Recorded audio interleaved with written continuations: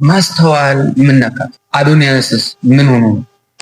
ናሆም ፎንቲና ጆን ዳንኤልን በተመለከተ የጆን ዳንኤል ዘመድ የተናገረው ነገር ስሙ። የቲክቶክ ክሬቲቭ አዋርድ 2025 እና እሱ ላይ የታዩ ፋሽኖች ዛሬ እነዚህ የምናየው ይሆናል ማለት ነው። እንግዲህ ቤቱ ሰብስክራይብ ያደረጋችሁ ሰብስክራይብ አድርጉልኝ፣ ቪዲዮ እንዳይከረጋችሁ መጀመር እንዳትረሱ። ይመጣጣው እንግዲህ በዚህ የቲክቶክ ክሬቲቭ አዋርድ 2025 ላይ እንግዲህ በጣም አጨቃጫቂና ግርግር ካስነሱ ነገሮች መካከል እንግዲህ ማስተዋል የተናገረችው ነገር ነው። እስኪ የሷን ቪዲዮ መጀመሪያ ሰምተን እንመለሳለን። 27 እጩዎች አሉ አይደል? ዛሬ 27 ሽልማቶች አሉ። እኔ ግን ለሁላችሁም የሚሆን ሽልማት ይዤላችሁ መጥቻለሁ። ሁላችሁም መሸለም ይገባችኋል ብዬ አምናለሁ። ይሄንን ሽልማት ከተቀበላችሁ በህይወታችሁ የምታመጡት ለውጥ ወደ ግራ ከነበረ ወደ ቀኝ መሄድ ትጀምራላችሁ። ወደ ኋላ ከሆነ የምትሄዱት ወደ ፊት መሄድ ትጀምራላችሁ። የህይወታችሁን መክሊታችሁን ፍርሃት የሌለበት ሰላም ያለበት ህይወት መኖር የምትችሉበት ስጦታ ነው። ስለዚህ በጣም ተጠቀሙበት።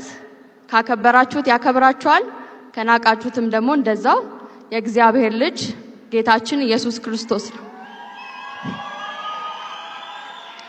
እና ይህንን የራሷን ሀሳብ ተናገረች። ያ ማለት የመድረኳን አግኝታ ኢየሱስ ክርስቶስን ከተቀበሉ የዘላለም ሕይወት እንደሚያገኙ ምናምን ተናገረች እና ያው ለሰዎች ሁሉ ለዓለም ሁሉ የተሰጠ ስጦታ እንደሆነ ተናገረች እና ሽልማትም እንደሆነ ላመኑበት ላከበሩት እንደሚያከበር ደግሞ ለናቁትም እንደዛው እንደሚሆን ተናገረች እና ያንን ከተናገረች በኋላ እንግዲህ አዶናይ ደግሞ እንደገና ለሽልማት ሲጠራ መድረክ ላይ ይወጣና እንደዚህ ይላል። ስሙታል።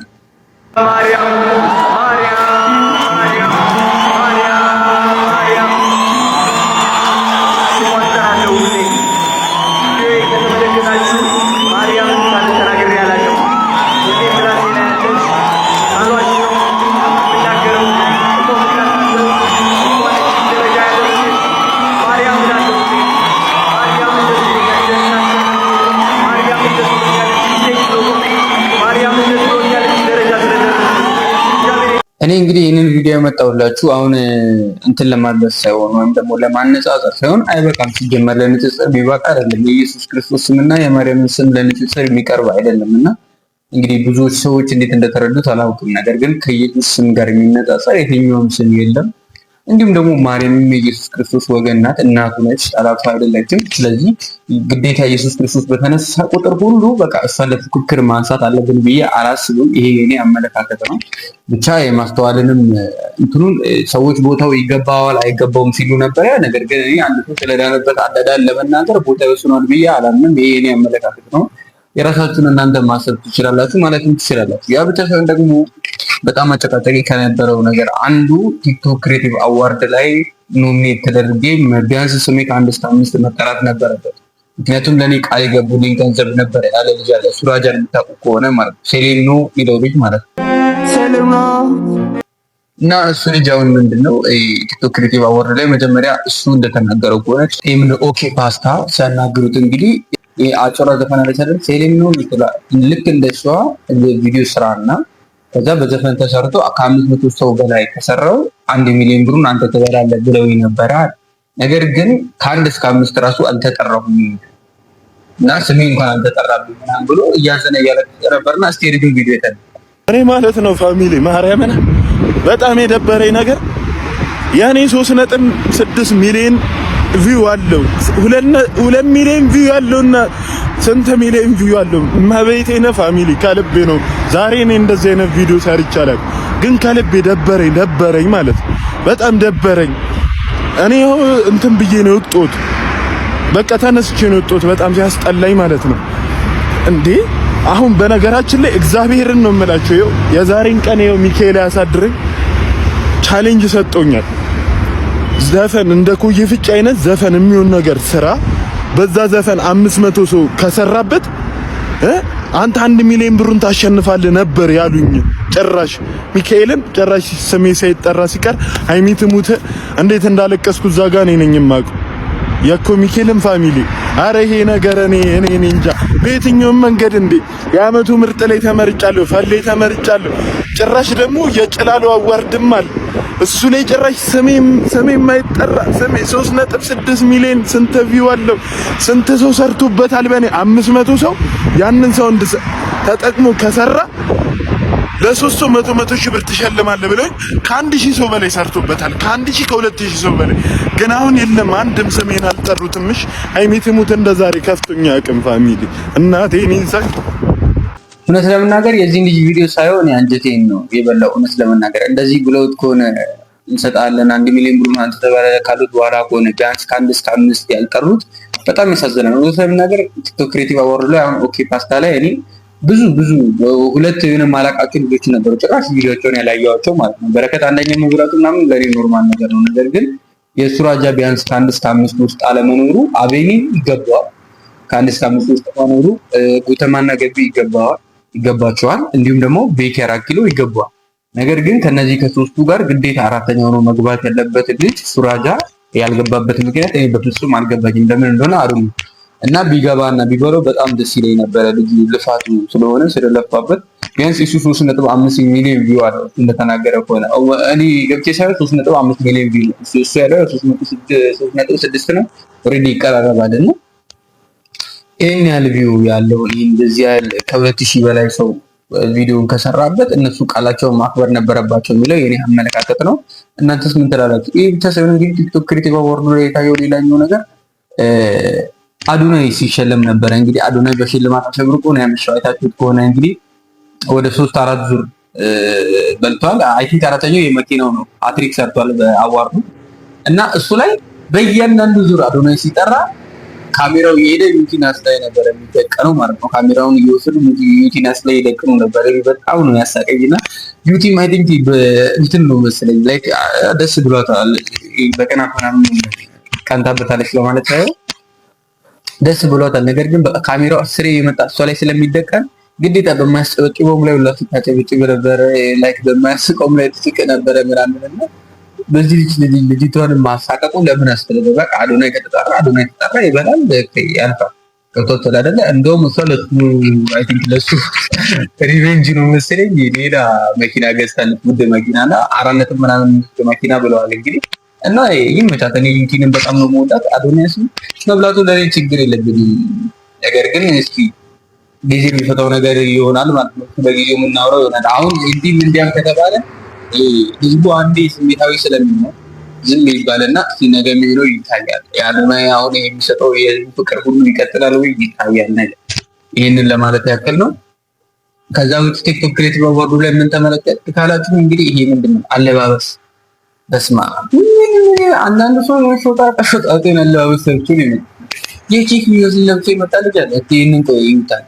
ጃኒ እኔ አሁን በጣም ነው የሚመቸኝ። በጣም ወደው ልጅ ነው ከዩቲዩበሮች እና ጃኒ ደግሞ የለበሰው ልብስ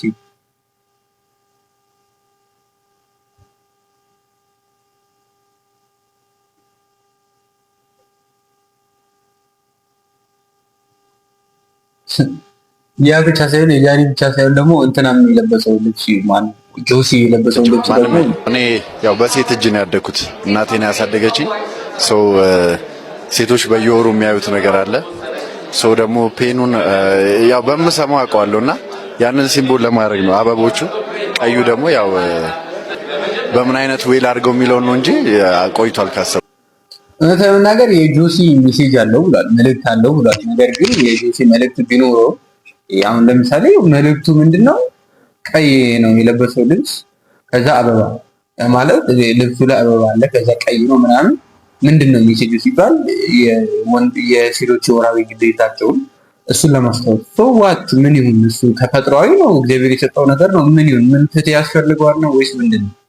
ምንም ትርጉም የሌለው ነገር ለብሶ አሁን መምጣት ምንድነው ጥቅሙ?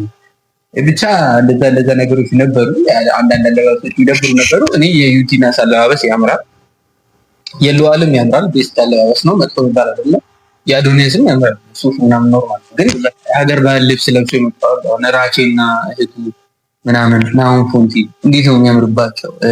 በጣም በቃ የሚያምር ልብስ የለበሱ ሰዎች ነበሩ በአንጻሩ ማለት ነውና በጣም ደስ የሚል ዝግጅትም ነው። አንዳንዶቹ ደግሞ የሚደብር ምሽት ነበረ ለብዙዎቹ።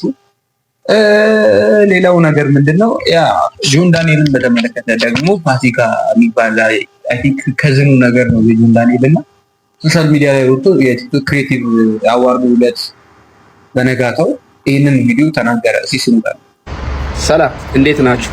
ትናንትና በነበረው በቲክቶክ አዋርድ ላይ ካስከሰተኝ ነገር መካከል ብሩክ ኒውስ ሊሸለም ሲጠራ ጓደኞቹን አመሰገነ፣ የስራ ባልደረቦቹን አመሰገነ። እንዲሁም ደግሞ በስር ላይ ያሉትን ሰዎች እግዚአብሔር ለቤታቸው ያብቃ አለ።